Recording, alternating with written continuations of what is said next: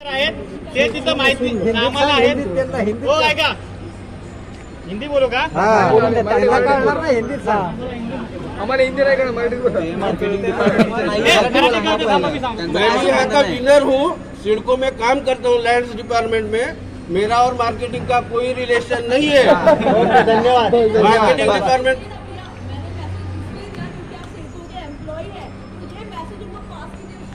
Madam ये message already उनको आपके लोगों ने पास किया है, आप लोगों ने, और आपकी तरह मैं भी एक विक्टिम हूँ। दोन मिनिट तुम्ही थांबा। यांनी सांगितलं ना त्याच्यावर मी सांगतो। जसं विजय बोलता बोलता आपला विषय थांबला। फक्त ऐका पहिले लोक आपले लोक खूप आहेत माहिती आहे, पण ऐकल्याशिवाय तुम्हाला क्लॅरिटी येणार नाही। सिडको नुकसान भरपाई देत नाही हा सिडकोचा इतिहास आहे। त्यांनी काही चुकीचं बोललेलं नाहीये त्यामध्ये।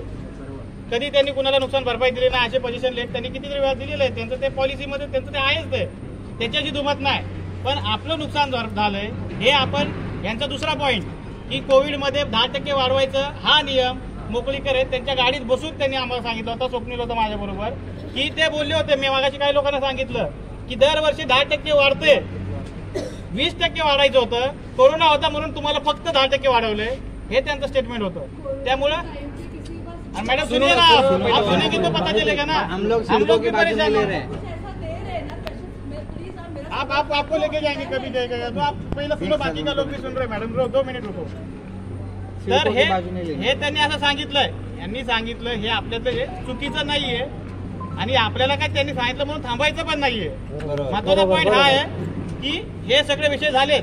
तर तिसरा विषय हे काय बोलले की तुम्ही राठोड किंवा खान यांना भेटा। तर ह्या सगळ्यांना भेटूनच आपण जे नुकसान भरपाई मांडले नुसतं भेटून नाही, त्यांच्या समोर बसून अर्धा तास त्यांच्यासोबत बसून त्यांचं मत घेऊन आपण असंच काही बिनबुडाचे आरोप त्यांच्यावर लावले नाही। सध्या हे आपण लावले होते 3 महिन्यापूर्वी की आम्हाला एवढं द्या तेवढं द्या तेवढं द्या। आता जे आपण मांडले ना नुकसान भरपाई सिडकोकडे एमडीकडे ते सगळे पेपर दिले। तसे हे बोलले एमडीला द्या, ते सुद्धा आपण केलं। एमडीला पेपर देऊन बसलोय। कुठलं की यांनी जे सांगितलं की तुम्ही कुठल्या हिशोबावर मांडा, आता विजयने एक्सप्लेन केलं ते स्वतः आम्ही ते कॅल्क्युलेशन केलं, एसबीआयचा रेट घेतला। हे पण त्यांची आयडिया की तुम्ही जर वाढवलेली किंमत मागताय तर ती देणार नाही, कारण त्याची आमची पॉलिसी आहे 10% वाढवायची। नुकसान भरपाई पाहिजे तर कशी पाहिजे की आम्ही तुम्हाला पैसे दिले त्याचा आम्हाला काहीच फायदा झाला नाही, तुम्ही आमचे पैसे वापरले बरोबर 1.5 वर्ष, तर त्याचं व्याज जे काय असेल ते तुम्ही आम्हाला दिलं पाहिजे। कारण आम्ही उद्या कुणाला दुसऱ्या याला उसने मी पैसे दिले, उद्या मी याला बोलेल ना माझं व्याज दे, बोलणारच ना। तसा धंदा आहे ना समाजात। आपल्याला बँकेने पैसे दिले, बँक बिना व्याजाचं देते का?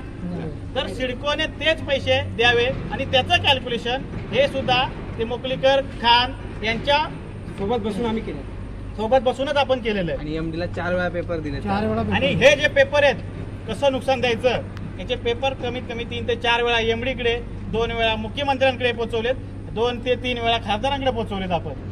हे सगळे पोहोचवलेत। प्रॉब्लेम काय येतोय महत्वाचं म्हणजे एक तर आचारसंहिता लागू आहे, काय आपले लोक ज्यांची आपण मदत घेतो त्यांच्या इलेक्शन मध्ये बिझी आहेत। ह्या सगळ्या अडचणीमुळे आपलं काम अडकलंय। एका दिवशी मुख्यमंत्र्यांनी जर एक ऑर्डर दिली तरी आपल्याला भरपाई मिळण्याची शक्यता आहे आणि काहीतरी त्यांनी दिल्याची शक्यता आहे। आता ते आता कसं आहे, कोणी लगेच द्यायला बसलं नाही, हे म्हणतात त्यात पण काय एवढं गैर नाही। सिडको काय लगेच बंद नाही, हे काय पैसे काढून खिशातले ते नाही म्हणायची शक्यता, पण आपली लढा आपण द्यायचा आहे। आपल्याकडे व्हॅलिड पॉईंट आहे, आपण सगळं केलेलं आहे, दिलेलं आहे पहिले, काही गरज नाही। जुने एमडी होते त्यांनी पण मान्य केलं होतं, जुन्या एमडीनी तर मान्य केलेलं।